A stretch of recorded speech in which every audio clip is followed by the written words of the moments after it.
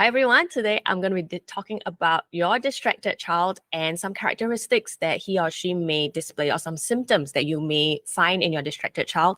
At the end of this video, I'm going to help you see and maybe understand your child a little better so that you know like, oh, all these things I'm observing in my child is because of this related problem. And hopefully with this understanding, you're able to be more empathetic towards your child. You're able to see that he or she has a problem and is not just trying to make our lives difficult, or it's not a moral failing or a character flaw. And of course, once we know what this child is struggling with, then we're able to find more targeted ways or methods to help him overcome his problems. So thank you for your time and to help you put all these into action, because I'm always about making my videos accessible and actionable so that you're able to leave this video and to know what your next step is. I'll send you a free managed distraction cheat sheet that you can download in the description somewhere. I'll link it. And it's just a simple 2-page PDF to tell you what are some of the things your child may be doing and what is the underlying reason. And I'll also give you some things that you can do, some suggestions, plus what to say to your child. Hi, I'm Abigail, and I'm a parent coach for moms with distracted kids. I teach parents 4 C's: comprehend, connect, curate the environment, and coach your distracted child so that your child can be more focused, independent, and self-motivated to get the stuff done without you micromanaging or yelling or eyeballing your child or having to force yourself to be physically there all the time with your child. So again, I'm going to be explaining some common characteristics of distracted kids that I observe. And all these disparate problems may seem very unrelated and disconnected, and therefore you are feeling very baffled. Why is your child acting in such ways? And you don't see your friends' kids or kids at the playground behaving like that. So after this video, I hope it will become clear to you what are some of the challenges our distracted kids are facing. So many parents come to me and they tell me they have a distracted child who is dreamy, who is unfocused, and who doesn't like to do work or will take a long time to get his work done.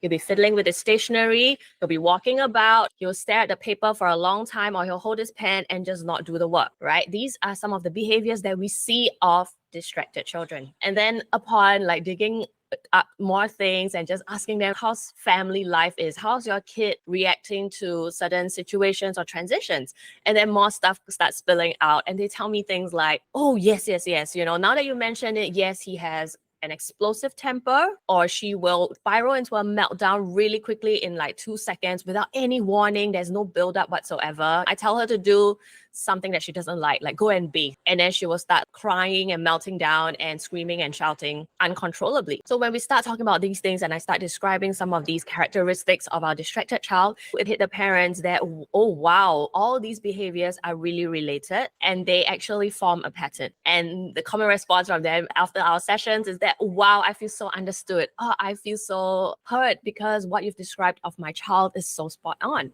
So a lot of our distracted kids, apart from their distractedness, are also highly emotionally explosive. The moment they are faced with the slightest thing that upsets them or they don't like to do it, it can be as easy as go and bathe or brush your teeth or switch off the TV and do your homework now. They collapse into tears and tantrums, and the whole afternoon is kind of derailed just dealing with those tantrums and meltdowns. So this happened to me every afternoon after school. It's about 2 years ago when my son was primary 2, when he would just unleash his rage and fury at me in the afternoons after he came back from school. He was shouting at me, he was rolling on the floor, screaming and crying. Thank God he didn't hit me, although there were a couple of instances where he was really aggressive and I thought he would. And I was really scared because I was just thinking like, what if this behavior spirals out of control or it becomes a habit or a constant expectation and he learns that he can get his way with aggression or with hitting me or with hitting or provoking his sisters and hitting them. And now he's only P2. I can still kind of control him physically, but what if he grows into a teenager? What am I going to do then, you know?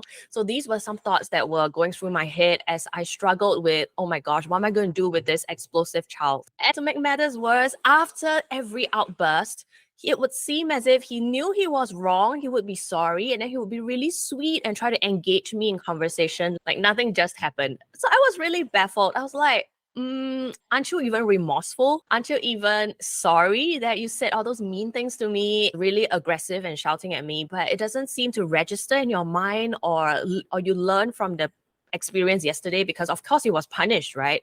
Or his privileges were taken away. But it did seem like he learned from his lesson. And that was another thing that scared me. Like, why isn't my child learning from past experiences? That's another characteristic that you may observe of your child. Like, he or she has very poor memory, or he exhibits very little learning from a painful experience in the past, and then he would do that same thing over and over again. So coming back to the things that he doesn't like to do, maybe you can also see in your child, because of this low tolerance for frustration, it seems as if your child is the kind who gives up easily and is not resilient. You may hear a lot of things like, oh, I'm just stupid. Oh, I'm never going to be good at this, so I'm not going to do it. Oh, it's okay, I don't care about marks. I'm not good at this, so I'm not going to try. Of course, it may not come out in those words, but his attitude the moment he sees something difficult, he gives up. His body language is that of defeat or meltdown. He doesn't seem to want to try and solve the problem or ask for help. He just gives up and sits there, expecting or wanting others to come solve his problem for him.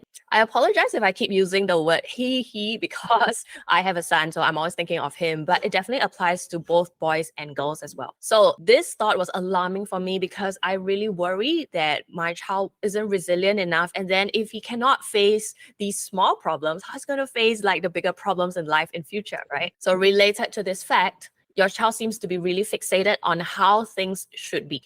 Like he or she has a fixed idea of what things should be like, what he has an expectation of how his afternoon would be, maybe. And then you come in and you try to tell him to do something else, and he gets really, really upset. And again, the meltdown ensues. And your child may seem unmotivated, disinterested in many things, and may even refuse to do them unless he's pushed, unless he's nagged and then pushed. And eventually that leads to you screaming at him before he realizes, okay, mommy means business and I better get down to doing it. And even bribing doesn't work many of the times. Like maybe at the start it would. Then after that, he gets used to the fact, and then he'll think like, now it's not such a big deal. The price isn't so great after all. And then he would stop doing it. And then nothing would get him to start moving again. If the bribe doesn't work, then we can't get our child to do something. But if the bribe does work, we also worry because we know at the back of our minds that bribing is not a great way to motivate the child, especially with extrinsic rewards, because we don't want the child to be doing certain things for the rewards. We want the child to be doing certain things because it's the right thing to do. So you may be feeling really conflicted as well. So on the one hand, our child seems distracted and seems unfocused and unmotivated for many, many things, especially the important things in life like studies or taking care of himself or cleaning his room or doing chores. But then again, it's inaccurate to say that our child cannot focus, because when our child swings to the other extreme of things for the things that he really, really likes, for example, like my child loves Lego, my child loves computer games, my child likes watching TV, all of these activities, he can hyper focus on them for hours on end, to the point that he forgets to eat, he forgets to sleep, he forgets to bathe, he forgets to go to the toilet. And so this baffled me because, like, why are you behaving on two extremes? And can you just come to like a middle or do stuff in moderation, please? Because we know that like moderation is the key, right? I don't want to take the TV away from you totally, but come on, have some self-discipline and moderate your use of it. Okay, another characteristic of our distracted child is that this child is really messy and disorganized. And this mess shows up in his schoolwork, in his writing, in his physical state of his bag with all the worksheets stuffed underneath, piles of books all crumpled and folded and dog-eared. And then his room is a horrendous mess with clothes all over. And there's something I struggle with him a lot. It's like, I fold the clothes for you. All I ask is for you to put your clothes back into your drawers neatly.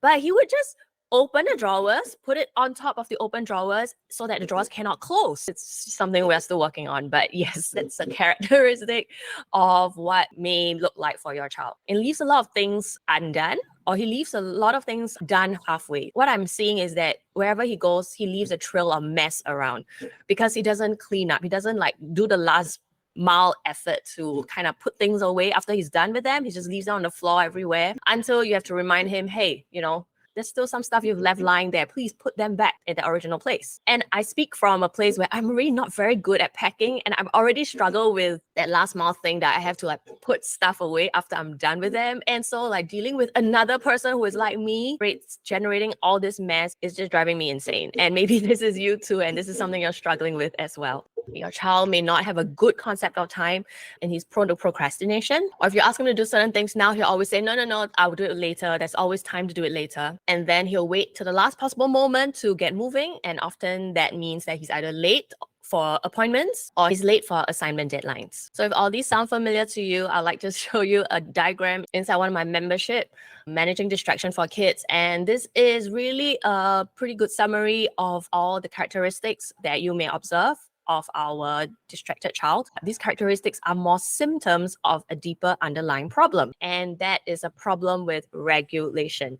He or she, your child, my child, has trouble with regulating attention, regulating emotion, and regulating motivation. The problem with regulation is because of the underdevelopment in the child's prefrontal cortex, the front part of the brain, which, to be fair to the child, for neurotypical child and adult, only fully develops at age 25. But if our child is already, you're seeing that lag or that gap in development of your child's prefrontal cortex and executive function in comparison with his peers, then that just means that your child is undergoing some sort of delay in the development of the prefrontal cortex. And that just means that he just needs more of our intentional effort as parents to help him build those executive function skills and to observe what exactly is our child lacking, or what other intervention methods or what other targeted help our child needs to be able to bridge this gap or to function as best as he can so that he can build those skills to thrive in adulthood. Well, I think the good news is that after knowing these,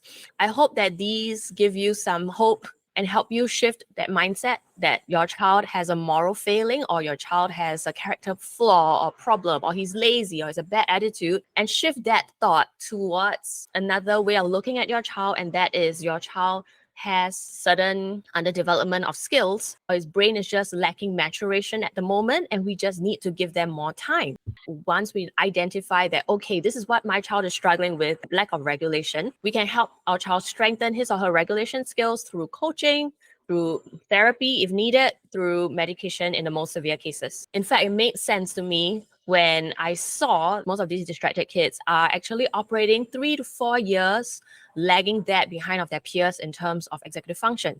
So if you take my 10-year-old boy and I'm -4, right? He's actually operating around like a 6, 7-year-old. And I'm seeing like, oh, wow, yes, that is what a 6, 7-year-old can do. So he's not operating at that 10-year-old level yet. He's operating at 6, 7 years old. And it's very apparent when I compare it to my 5-year-old girl, because they are sometimes of that similar mental and emotional maturity age. And so I don't know about you, but I choose to see it as, okay, okay, this is good. This is where we are at, and we can only improve from here. And it just means that I need to give my child more time, more space to develop those executive functioning skills, and more help. It doesn't mean that my child has a fixed character trait that is unchangeable, because these are skills that can be built.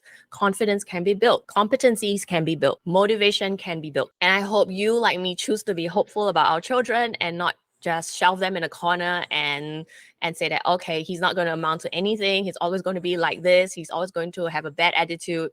No. Let's do something about it so that he doesn't start believing that all these symptoms are inherently true and part of his innate character, which he can't change. Okay, I love to hear your thoughts on this. So leave a comment, come send me a DM on Instagram. I have a free managed distraction cheat sheet that can help you decode some of your child's behaviors, and I also give you suggestions what you can do and what you can say to help him or her. You can download this at managedistractionforkids.com/cheat sheet. I'm going to be putting the link somewhere so that you can click on it. Okay, and I'll see you soon. Bye.